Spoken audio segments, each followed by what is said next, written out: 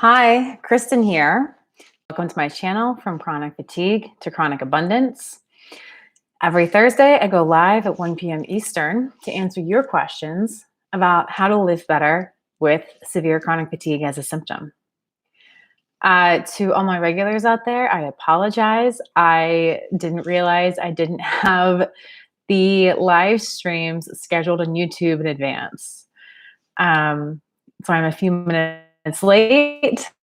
And it's also why there may not be many people on right now, because nobody would have gotten reminders or notifications.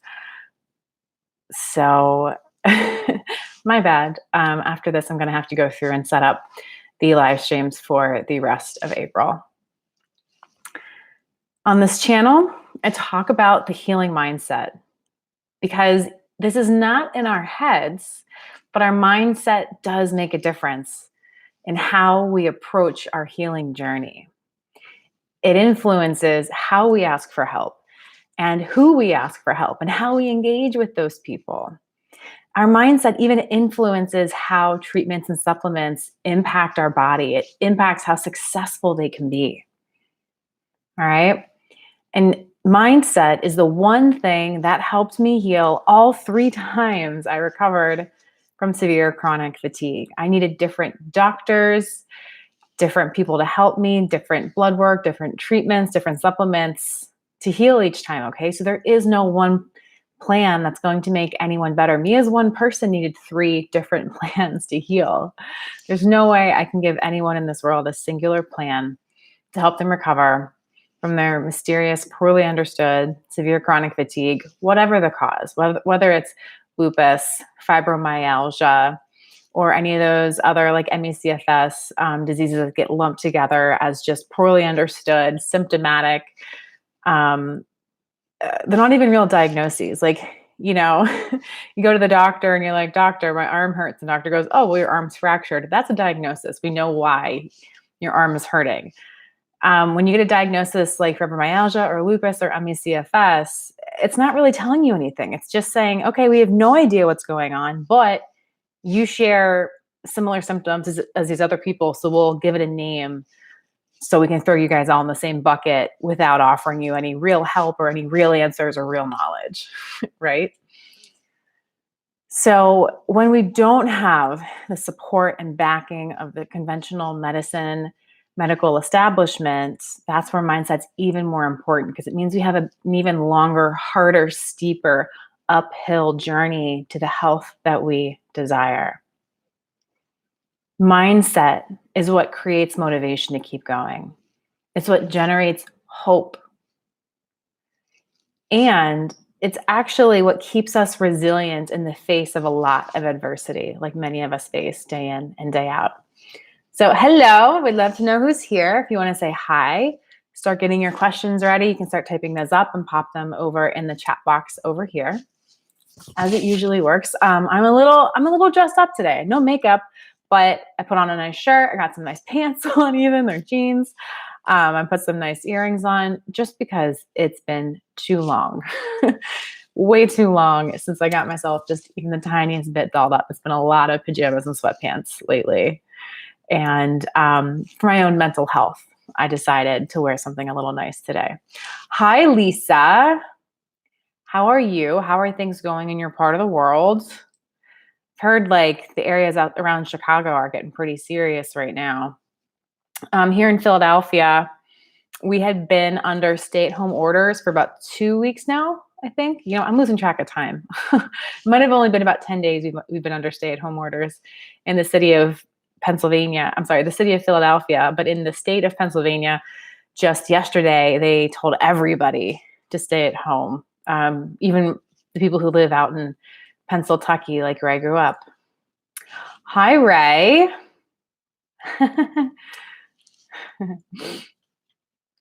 Let's see. Hi, Anna. All right, Anna's asking to hear about more of my healing journey and some of the ups and some of the downs. Well, all right, high level. I can really quickly cover the high level ups and downs, the most extreme. I guess I gotta do what's within the video chat, most extreme highs and lows of my journey. So back in July 2010, okay, almost 10 years ago, I was working as a software consultant. I thought the world was my oyster. I was doing really well. I was getting promotions and double digit raises every year. I was getting really into fitness and nutrition. I was making good money. I could pay off my student loans and actually save some money every month, which was like, whoa, unheard of. I felt like success at the age of 25. And I was like, building a big social community. And everything in life told me that I was doing everything right. Like everybody in my life said, wow, Kristin, your life looks amazing, right? Like you have what everybody wants. You have a great job. You're good at what you do. You're into fitness. Like what more could you want, right? Except I really wasn't happy. I was pretty miserable. I was extremely stressed out all of the time. I mean, there were very few times when I really enjoyed what I was doing. At first, when I got into fitness, I was really into the gym and I enjoyed going to the gym, but then it became a chore. It became something I had to force myself to do repeatedly. And even though I was really good at my job, I really, really hated the environment. It was long hours, big expectations, high stakes, and I really just didn't have the right mindset for it at that time. So it was incredibly draining for me to do so well at my job. And, you know, I didn't really believe that I could be successful and happy at the same time anyway. So I chose success. And I thought that was just going to be my path in life. Nope. um, I ended up losing all of those things when in July 2010, I was at the gym. We were working out in an old like garage, not like a house garage, but like almost like an auto repair shop garage with the door up. And Philadelphia in July is very hot and very, very humid. It could be, I bet that day, I think it was over 100 degrees with very high humidity. Okay. So that really sticky, sweaty, disgusting feeling kind of hot heat. And I decided to work out in that. This gym had no air conditioning. And there were like, I don't know, maybe 10 of us, maybe not even 10 of us showed up to work out that day. And we were pushing hard. We were doing CrossFit. And a few minutes into the workout, like it was insanely hot. It was insanely hard, but like I was all about just like pushing through the pain and blah, blah, blah, all that nonsense. And I crashed in that moment. My first crash ever. I couldn't breathe all of a sudden. It was like my lungs couldn't get a full breath of air. My muscles gave out. I became extremely weak to the point where I could do nothing but lie there on the floor. And I even had a few moments, a few minutes maybe, of shaking. My whole body was just shaking uncontrollably while I was struggling to breathe. Now, some of my friends came over and like made sure I was okay after this happened. We all just chalked it up to heat exhaustion. And I gave myself a few extra days of rest, and then I figured like that was the end of it. But now, with what I've been learning more recently, that extreme day of working out so hard in such extreme temperatures and extreme humidity, I'm starting to see that as the straw that broke the camel's back in terms of my health. I was living in a way that was completely unsustainable. I mean, I was constantly pushing and forcing myself to do everything in my life, pushing and forcing myself all day, every day at work, pushing and forcing myself in my free time when I was at the gym or when I was trying to make friends or when I was getting really into nutrition and what I was eating. It was always constantly forced and pushed. And I was never calm or relaxed. I was just either like working and stressed or like not working and stressed, or I'd be checked out in front of the TV. Wasn't knowing what I know now, it's an incredibly unhealthy lifestyle. And that stress was accumulating and taking a toll on my body and taking a toll on my body's ability to produce energy, right? But because I was young,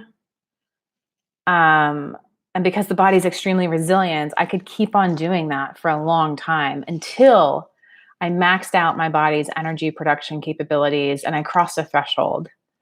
That day at the gym crossed my body's ability to support not only my immediate but also like near future needs, and that's why I collapsed. And I never fully recovered from that day, from that effort. And the crashes began to come more and more frequently over the next 6 months until I was mostly housebound. I went from extremely fit and active, and I'll say energetic, to like feeling like I was 25 with an 80-year-old's body within 6 months. And it took another year of being extremely ill, but still working. I had to give up working out at that point. I had to give up a lot of things during that year of 2011. It wasn't until the end of 2011 that things were so bad I couldn't even work anymore. I couldn't hold a job anymore. And that year, let's say 2012, I was unemployed for all of 2012, was probably my lowest. It's hard to say what my lowest point was, but I would say for most of 2012, I would guess would be my lowest point, because I was stuck in this place of extremely ill health, no job, really no social life to speak of, no plans for the future, no hope, burning through my savings, really all the things that I had claimed as having, as making me successful, were gone by the end of 2012. And I had no answers at that time. I hadn't found anyone who could, well, maybe it was like late 2012, I finally found someone who could start helping me. But I had gone to doctor after doctor and they all told me I was fine. They couldn't find anything wrong. Nothing was getting better. And hope was running thin, but I persevered. I kept going, and I did eventually find that person to work with who started me on my first recovery. And it took, a year and a half before I could work in an office again. So another year and a half before I could work in a full time and get all those things back into my life and work out again. But that year after my first recovery was my highest high because I beat it. I got over it. I had my life back. I was making even more money than before. I was rebuilding my social life, and I was just prioritizing fun in my life that year because I was so grateful to have the ability to walk freely again, to have the ability to work out, to work, to plan for the future, to feel secure in what I could provide for myself. It was an amazing, amazing year. And then I crashed. The first time I got sick, it took me about 6 months to go from like fully functioning to mostly housebound. And the second time it took me about 6 weeks to go from fully functioning to mostly housebound and unable to work. So that was a really low time, but I was like, all right, I've been here. I know how to get through it. I can do this. Like I had the right mindset cultivated at that point. Recovering, and then I relapsed again, that was a pretty hard time, but it was a much shorter period of time. The third time I got sick, the second relapse, was a really dark time, and then recovered from that. And it's been about 4 years since I recovered from that last relapse, and life has been pretty good since then. Not easy, not perfect, but it's been good. So I guess that's a long way to hit the highlights of the highs and lows of my healing journey. If there's more details you want about any of that stuff, I'm happy to answer questions. Let me catch up on the chat. There's been a lot of activity here since I started talking. Oh, Lisa, I'm sorry to hear that you guys aren't feeling well. I mean, obviously, we all hope it's not COVID-19. It's something less serious, something less impactful. You know, my heart goes out to you, Lisa. All right, Anna, you've been feeling really great the last few weeks. So you feel recovery. All right, Anna, I'm going to say be careful. It's normal and natural to feel really great when you finally start taking some of the right supplements and you're on the right treatments. It doesn't always last. Sometimes it's kind of like what is it? It's like that moment. Maybe I don't want to say that. This isn't a good example. This isn't a fair example for you guys, but I think we can all relate to a time when we were out walking so much. I mean, it can even be now, maybe not walking as much, but you've been out walking for too long and your feet really hurt, and all you want to do is get home and lay down. And that moment you get home, you kick off your shoes and you go lay down and you're like, oh my God, this feels so good. This feels amazing. I'm so happy to be home and like relaxing. I was getting so tired out there on my feet. That relief feels so amazing in comparison to the agony you were just feeling, right? But that level of good feeling, that level of relief doesn't last, right? It's a short term experience that passes. And sometimes when you find new treatments or when you do start feeling better, it can be like that period of relief where, like, in contrast, it feels so amazing, or the body is just really ramping up production of like endorphins and serotonin and dopamine like it hasn't been able to for a long time. It may pass. It may not. I don't want to tell you you're definitely going to like take a step or two backwards from feeling this good.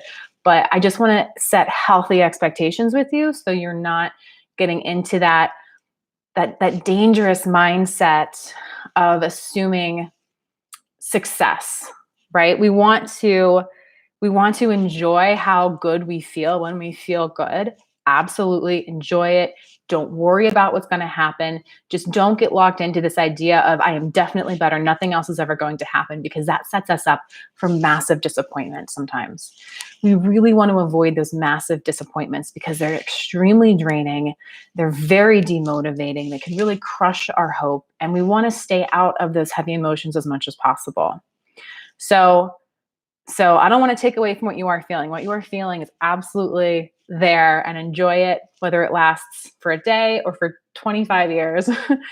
um, just be open to what each day feels like, and try not to anticipate or expect anything of tomorrow.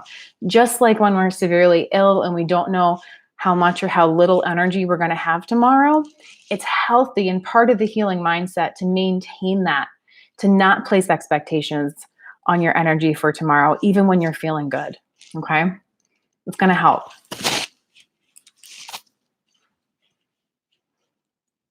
Oh, well, here we go. I should have kept reading. Anna says now she's starting to feel sick again, and you need a little motivation. That recovery is not only about getting better all the time. It's not. It's not this like linear path of like, oh, I'm just going to keep going up and getting better until I'm healthy. Like, no, like it goes wavy, it goes loopy, it goes curly, it goes backwards, it goes up and down, it goes all over the freaking place. It's not it's not just like going up a set of stairs. All right. It's more like the game of Chutes and Ladders. Have you ever played the game of Chutes and Ladders, where it's a board game and you go so many pieces, and if you get lucky, you land on a space that lets you climb up a ladder and skip ahead on the board game. And then if you're not lucky, you're going to land on a space that is a chute or a slide, and you slide backwards. Okay. No one gets through the game just do all the way to the top. You're going to start going, and you're going to get up some ladders, and you're going to go down some slides and up some ladders and down some slides. And the first person to actually get to the end of the game wins. All right. The healing journey is very much a game of chutes and ladders. It doesn't mean anything necessarily negative that you're not feeling as well. The fact that you felt so great means that you have found something your body has needed. All right.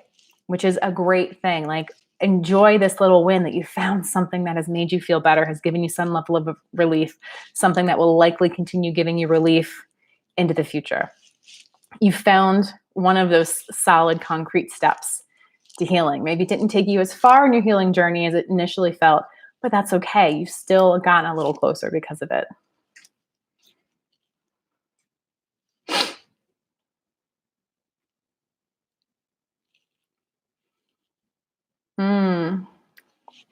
Rife, when I never got into audiobooks, even now, like when I was sick, I didn't really get into them.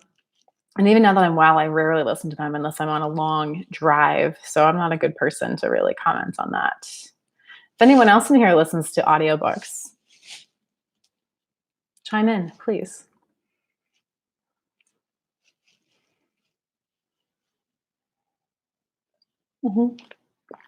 Yeah, Lisa says she's had a lot of ebb and flow with the illness, but the trend is upward overall.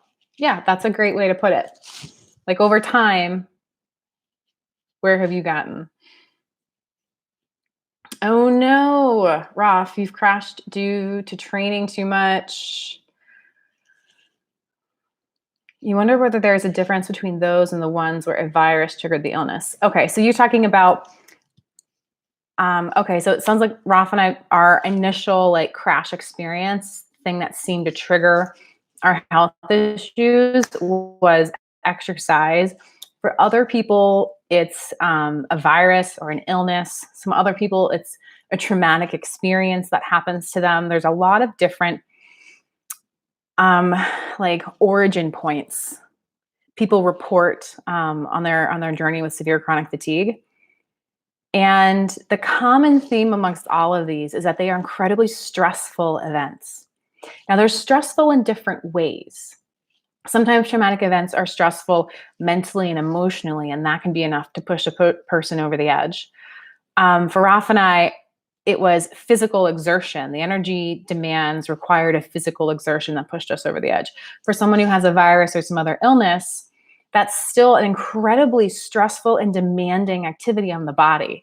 When you have a really bad virus that you're fighting, the body can sometimes go into overdrive and really ramp up your energy demands to get your body to successfully attack this virus. And how do I say this? I think the common thread is extremely stressful events that push a person's energy production capabilities over the ledge in a way that isn't quickly or easily recovered from. I think there is a link and a commonality between all of those, although most people in the community tend to say, oh, well, if yours was from exercise and yours was from a virus, then they're different things. And I personally don't see it that way. Anna listens to audiobooks all the time. She just lays down in her bed. She closes her eyes. So it sounds like you kind of do it in the dark. Maybe not like a dark room, but you close your eyes so it's darker. Lisa's was triggered by the bacterial infection. Right, you talked about that. I think would you say it was sepsis in the hospital? Surgeries and adverse reactions to meds. Yeah, the combination of all of those events, Lisa, happening so close together is definitely a huge energy toll on the body. And it's not that like our bodies can't stand one major stressful event. It's that we tend to have been living our lives in an extremely stressful, unsustainable way to begin with. So our reserves and our body's energy production capabilities were already compromised going into these situations. And then I hate to say this, but I also just want to say it, like something broke. Something broke that takes a lot of effort to be fixed. Something that the conventional medical establishment hasn't taken note of yet. They don't look for it. They don't know how to treat it. So we're left scrambling for answers.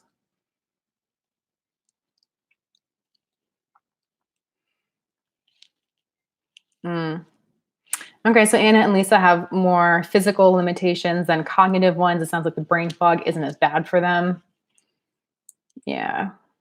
Yeah, and I'm glad to hear that you're taking time to lay down even on good days. That's part of it too.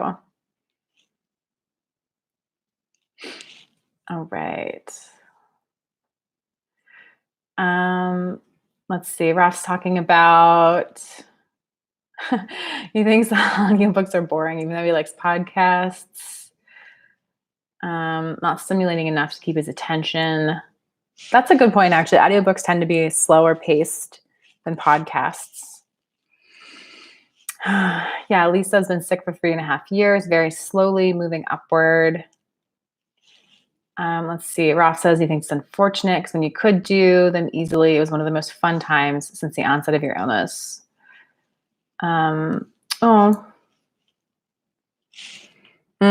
Okay. Raf says you managed to have your panic attacks under control, but not at night.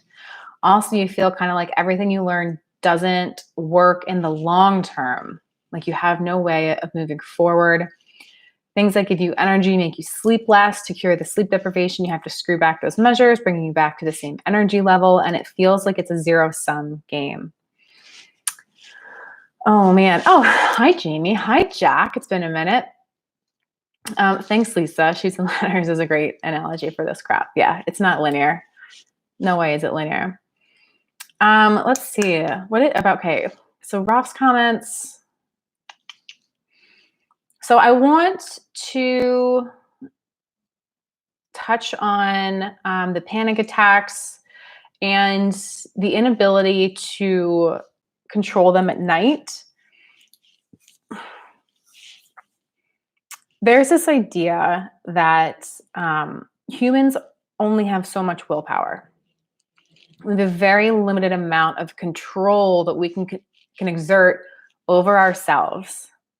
There's only so much energy, even healthy people have, to tell themselves no and to force them to do something that isn't intuitive or natural. In this case, by the end of your day, you may have exerted so much willpower already that you just don't have enough to stop these panic attacks. Because, I'll be honest, the past few weeks with the pandemic, I have had a couple panic attacks for the first time in my life. I've never before had panic attacks.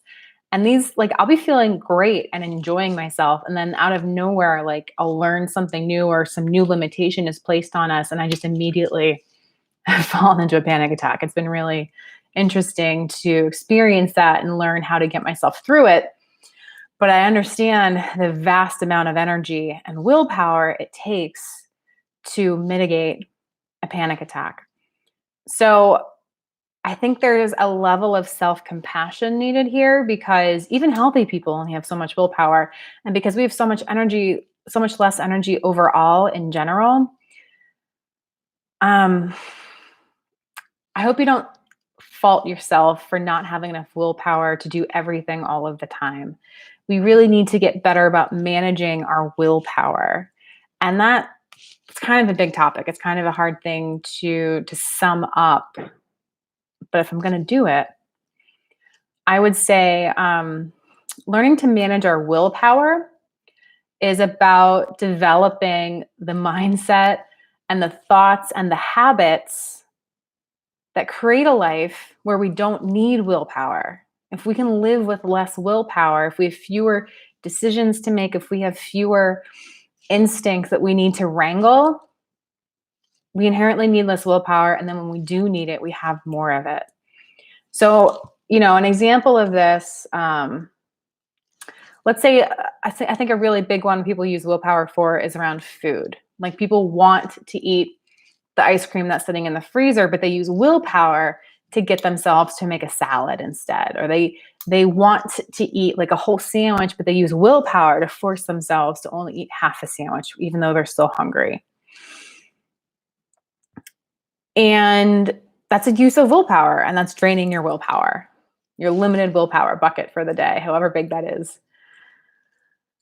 And so the way some people get around that is some people say, I don't allow ice cream in my house. I never have ice cream in my house because if I had it, I would just be fighting the urge to eat it all day long.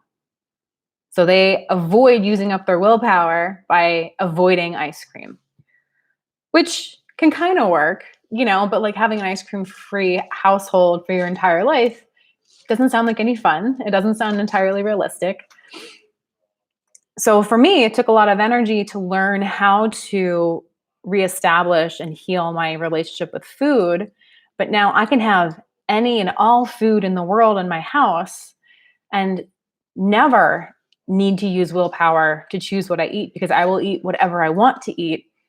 But because I've got really, really healed my relationship with food, my body doesn't really crave the crap very much because I'm in tune with how that crap makes me feel.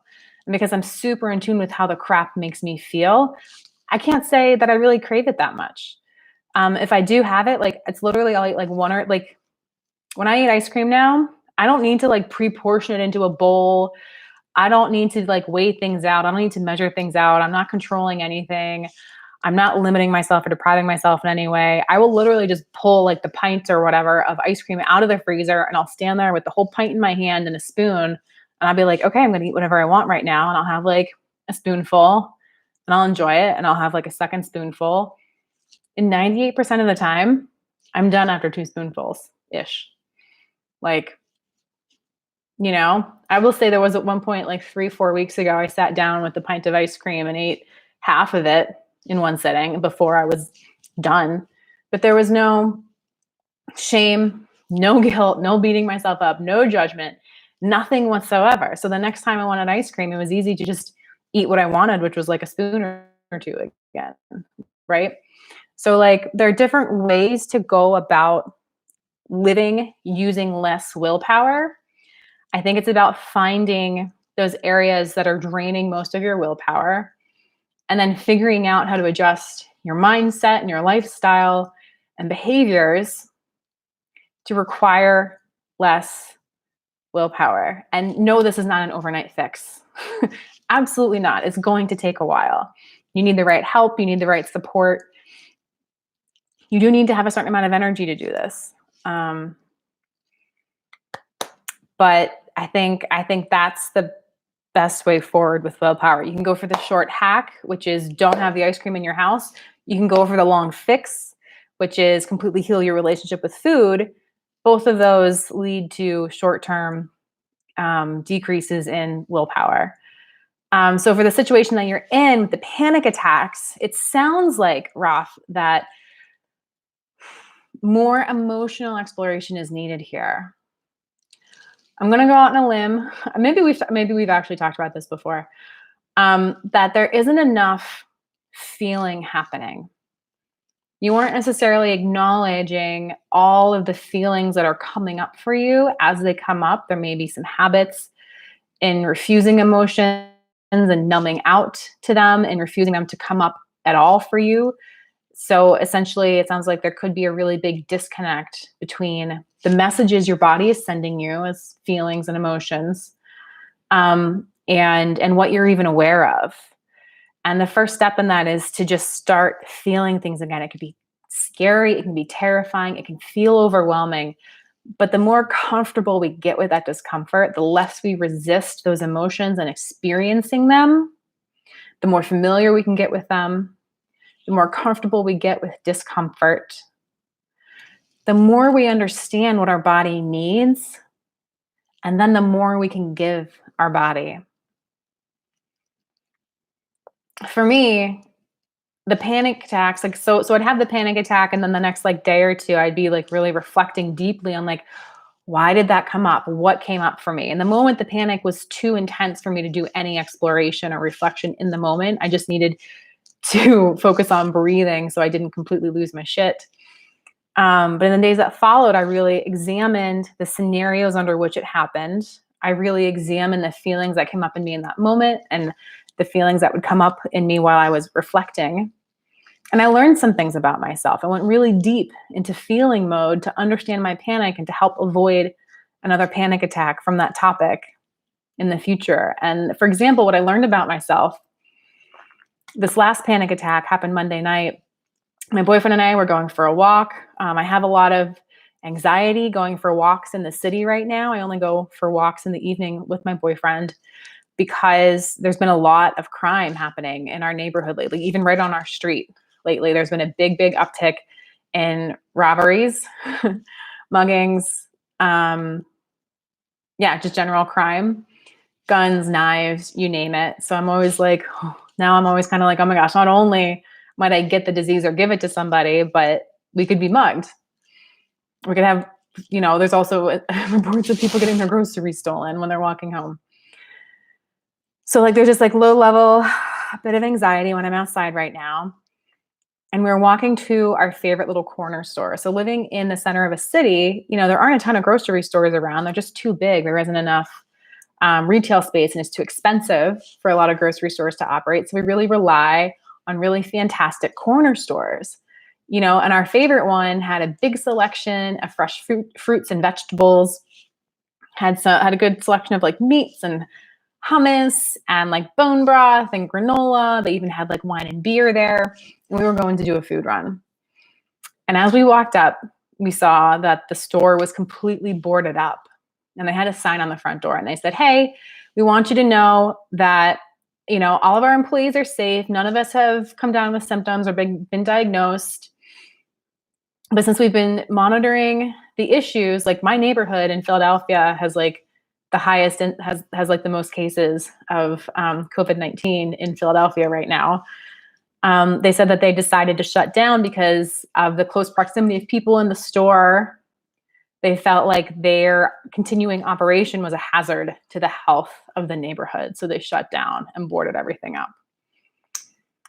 And something about seeing that store boarded up unexpectedly induced a panic attack in me. And upon reflecting, I realized that it was about a limitation, an unexpected limitation to food.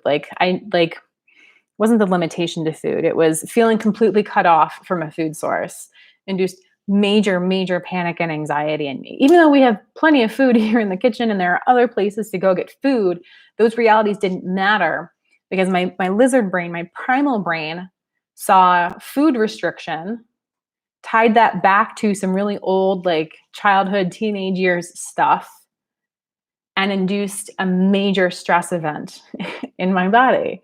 But now that I know that, I've been able to sit with that and really work through those old fears and those old panicky moments around not having access to unlimited food, right? So it's that level of being willing to feel and reflect and go in and learn about yourself and then heal those parts of you that feel so panicked over and over again.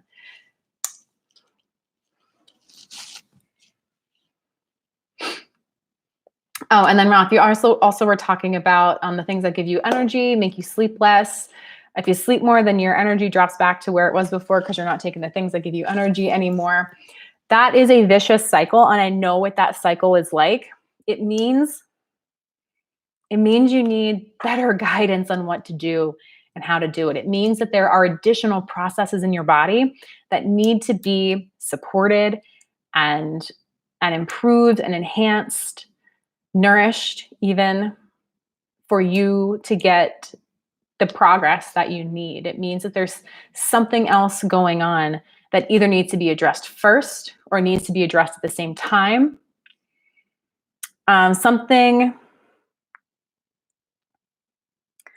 Let me think about a specific.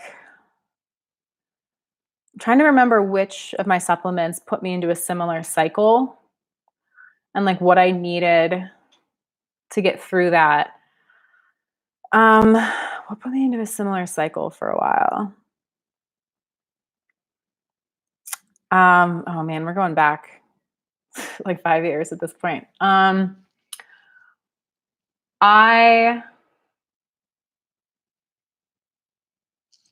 think that's one. So yeah, I think this is one. So as I've talked about before, I had like major toxicity issues. I wasn't detoxing things the way a normal person's body detoxes. And whenever things enter your body that shouldn't be there, the body very intentionally places them somewhere locked away, safe, until it's able to deal with that issue. So heavy metals, when they enter our body, tend to have that happen to them. Things like mercury, lead, cadmium, all sorts of things, can get stored in like your fatty tissue, like in your brain, in your bone marrow, just in your fat anywhere in your body. And if you take a chelating agent, what that chelating agent does is it pulls that lead or mercury or whatever out of your fatty tissues and dumps it into your bloodstream. Now, suddenly this lead and mercury that was locked away and not able to harm you is suddenly in your bloodstream, able to cause active harm, and it makes you feel terrible. So for someone who doesn't have the right guidance, if they learn that they have high lead levels or something, they start taking chelating agents, they're going to feel terrible. They're going to feel a lot worse during that process because of what's getting dumped into their bloodstream actively. With the right guidance, though, and the right blood work, the right doctor, the right practitioner, whoever, guiding that process, that person knows, oh, well, if your problem is mercury, you need to take this supporting supplement so that your body has the tools it needs to clear it out through your urine or your feces. So by having the right guidance and adding in the right supplements, the right supporting supplements for that particular process in the body, the right supportive nutrients will bind to that heavy metal while it's still in your bloodstream before it starts causing damage, before it starts making you feel terrible, and enables your body to actually get rid of that thing, to actually detox that harmful heavy metal that's in your body. So someone who's in that cycle and doesn't have the right guidance could be like, okay, I know that I need to like decrease my lead levels. I take the chelating agent to get rid of my lead, but I feel worse. I can't take the chelating agent, but then I still have all this lead in my body, right?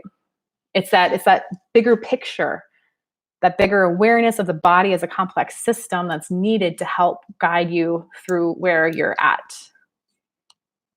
And I know that's not a satisfying answer because you can't do that alone. You need additional help and support for that.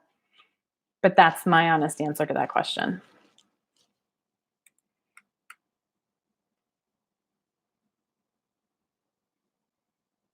Okay, way more going on in the chats.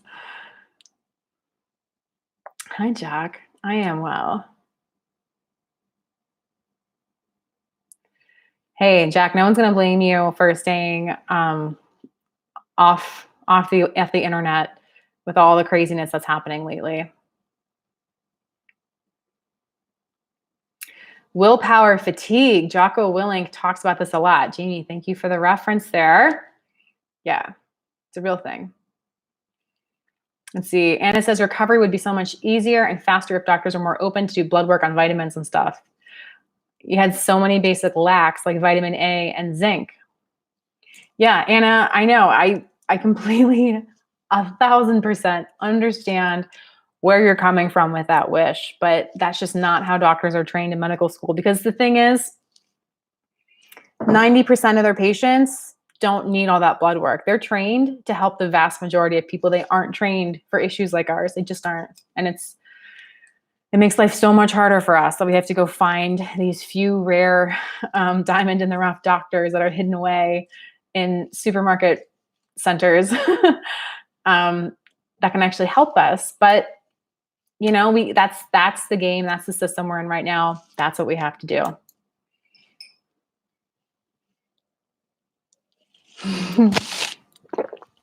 Excuse me. Lisa doesn't bring the ice cream in the house in the first place. Even harder when you live with other people, right? Like if you have a husband and your kids are ever over, there's going to be ice cream in the house sometimes. Jamie, I know that's really hard. Will your doctor do telemedicine? A lot more doctors are switching over to telemedicine. Here in the US, insurance companies are accepting and covering a lot more telemedicine right now, where people can meet remotely. It can be tough, but some blood work can be done at home. You can do at home, like urine or stool analysis tests. It's not fun, but it's a way to keep the testing going if you think you need to. Anna's learned more vocabulary in English because of being sick and researching it. Okay, Jack asks if I've heard of a parasite zapper. You just bought one and it's helped a lot of people heal from many illnesses. You've only just started using yours though. Never heard of it. Never heard of it. Can't comment on it. The one thing I'll say is that for myself and the other people I personally know who have healed from severe chronic fatigue, nobody had to deal with parasites. I know I've been in that world of like hearing about them. I know people who have done stuff to get rid of parasites. It makes people, I know a lot of people who have temporarily felt better when using parasite treatments. I know a lot of people who felt nothing from parasite treatments. I personally don't know anyone who's cured anything from treating like general parasites. Never heard of it. I hope it helps you. I hope it's your answer. Yeah. Yeah. Let's see. Jamie says, "Oh, he's okay. Your new doctor is going to do loads of tests you've never had done, which should be interesting." Okay, Jamie. So this sounds like a new doctor, which I'm really excited about. I didn't pick up that it was a new doctor. I see. I see. Well, hey, at least you have someone waiting for you. At least you found someone super promising. I'm excited for you. It's always great. I think it's such a good sign when you find someone who's going to do way more blood work on you than anyone else ever has before. In my experience, those are the people who know what's up and who know what to do with the results that come back. And they're the people who are getting results for people like you. So I think that's great. Yeah. Ralph learned English through RuneScape. That's a game, isn't it? Oh, I mean, will Corona decrease or increase CFS funding? Who knows? I mean, there's a lot of advocacy going on. It's becoming much more visible. It's starting to get more funding, but I don't know. I think all funding across the board could be hurt. Yeah, awesome. Anna says, funny story. She nearly called her current doctor last year in September. Back then, she didn't know about CFS and felt much better, but somehow you forgot to call her back then. So it goes. I mean, oh man. Hey, honestly, maybe there's a reason for that. Maybe you weren't in a place where like she could have helped you as much. Like, who knows? Who knows? All we can do is put a positive spin on it because assuming the worst doesn't help. Lisa needs to find a diamond in the rough, Doc. Yeah, I know you do. You need someone who will do tons and tons of blood work on you, someone who knows what to do with those results, someone who can guide you through all the different things your body needs as a complex system. Oh, Jamie says he will do telemedicine, but you're not up for it. You think you need face-to-face, so you're probably going to hold out for a few weeks. Okay. Hey, I respect that. If that's what you really feel like you need to get the most out of the time with the doctor, great. No frowny face at eating 6 nougat-covered chocolates or chocolate-covered nougats. I'm assuming you mean nougats. It's okay. Eat all 6, whatever. It's not, I know sugar is not healthy for us, but like every now and then it's fine. It's not going to kill us every now and then. Don't do that every day. Don't do that every day. If you do that every day, you've got other problems. Lisa's asking if the parasite zapper is a Rife machine. It's similar to a Rife machine. I think I've heard of that before. Let me look that up real quick. That's like an energetic machine, right?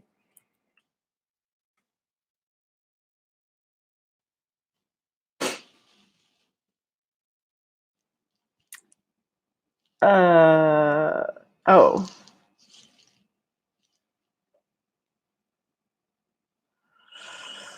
Let's see. What is a Rife machine? Oh, people use it for cancer. So you're using it for parasites, and people use it for cancer. That's a lot. That's a wide range of applications for a machine. People use it for Lyme's disease. It emits variable audio waves that alter individual pathogens.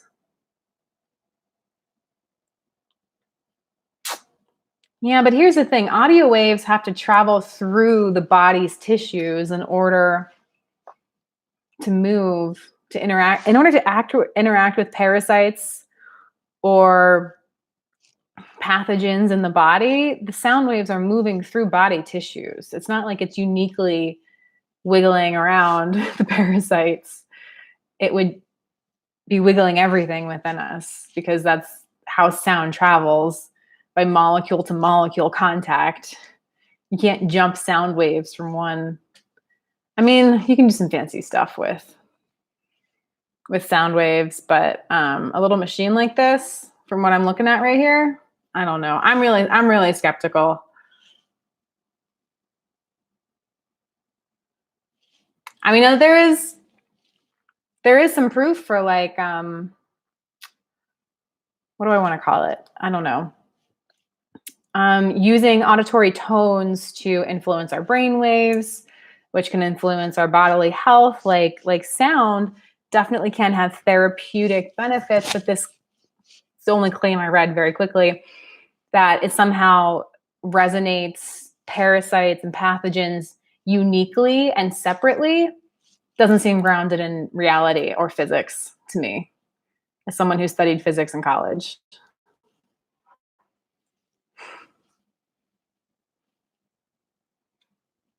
Ralph says he bets his parasites love it too.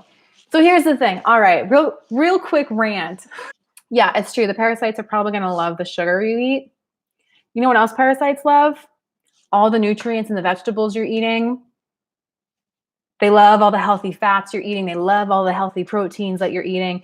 Parasites love all the food that you're eating, which is why they're in you in the first place. Okay. Sugar isn't the only thing parasites are going to eat and thrive off of. They are taking all of your nutrients from all of your food, junk food and healthy food, and using it to survive and thrive and grow. All right. End rant.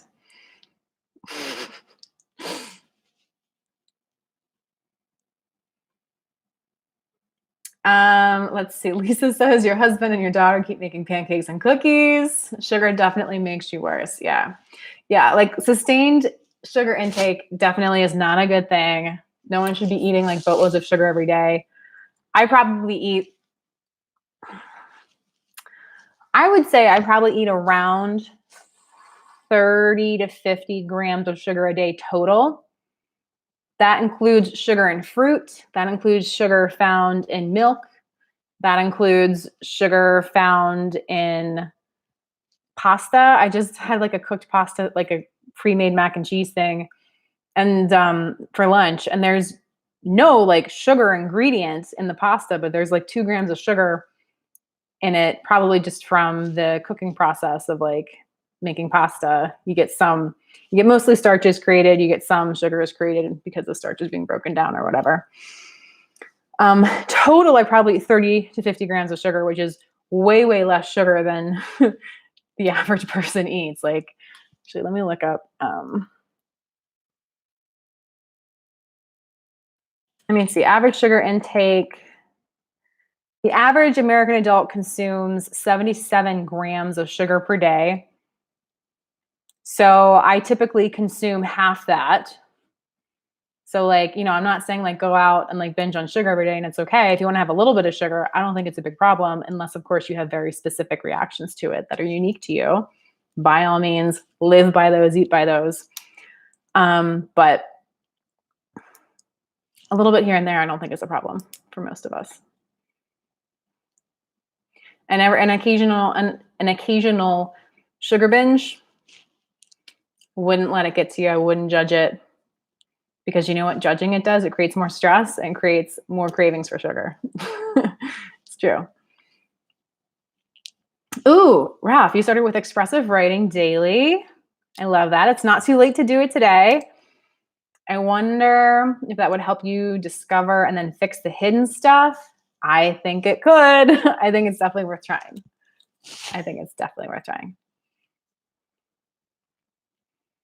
Anna's asking for a general tip to help improve the immune system. The immune system is super complex, so you need to get a little more specific about what aspect of the immune system you want to help. Because I know a lot of things just generally say helps the immune system, but biologically speaking, there really isn't too much general help and support for the immune system in that way, other than to sleep more. Like sleep is the number one thing you can do to boost your immune system. Make sure you're getting plenty of high quality sleep and enough of it, which I think you probably are, Anna, from the talks that we've had. But for anyone in general, sleep would be my number one tip for the immune system. Ralph has a suggestion. Look up Dr. Greger, boosting immunity while reducing inflammation. That sounds great. Anna says doctors have given her tips that she can't use: cold showers, jogging, or going for a walk. I know. Ralph laughed out loud, thinking of parasites being whittled around. Yeah, it's a silly thought, isn't it?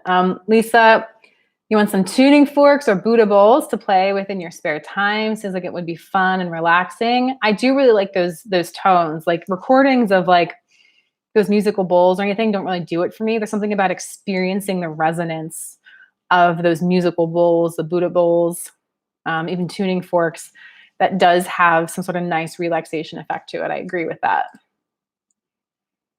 Ralph recommends lymph drainage, like jumping on a trampoline, dry brushing, or soft massage. Don't deep tissue massage your muscles. Yeah, actually, you know what? I definitely agree with Ralph on dry brushing. It's something I used to do when I was really ill, and I just stopped doing it. But if you have like a really stiff bristled brush, like a boar hair brush, it's really fantastic. You can just Google dry brushing, and like the right tools and the techniques and stuff will come right up. It's a really great thing to do. It's very gentle activity when you're very fatigued. Okay, Rob says he's not worried about parasites. Well, I know, but Jack is, which is why I was talking about that. Ralph sees a lot of people jogging and feels left out, but it doesn't make that much of a difference. Just don't be obese and have nutritional deficiencies. Jamie says sugar is given a bad rap. We need glucose for cell fuel, but how we get glucose is important. Eat healthy grains, but not too much table sugar, etc. Blah, blah.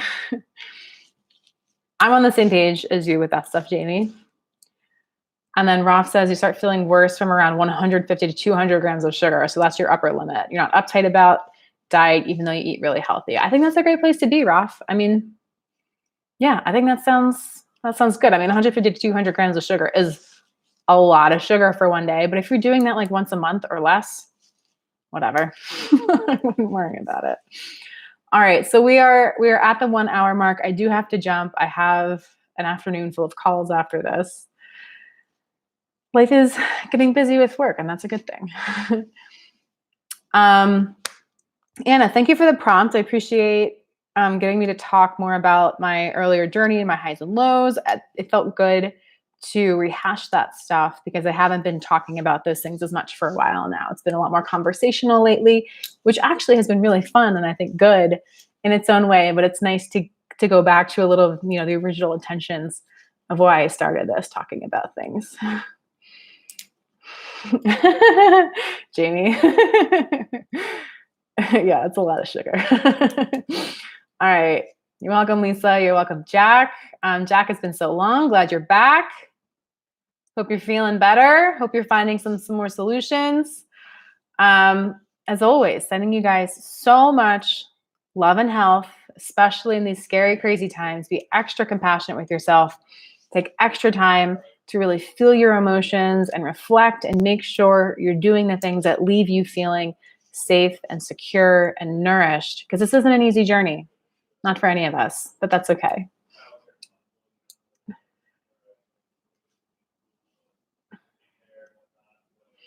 Oh, okay, Jamie and Ralph. Yeah, I thought I had that same confusion every week. Yeah, that's good. I mean, for a week, that's pretty low. All right. Take care, guys. Bye. Bye, y'all.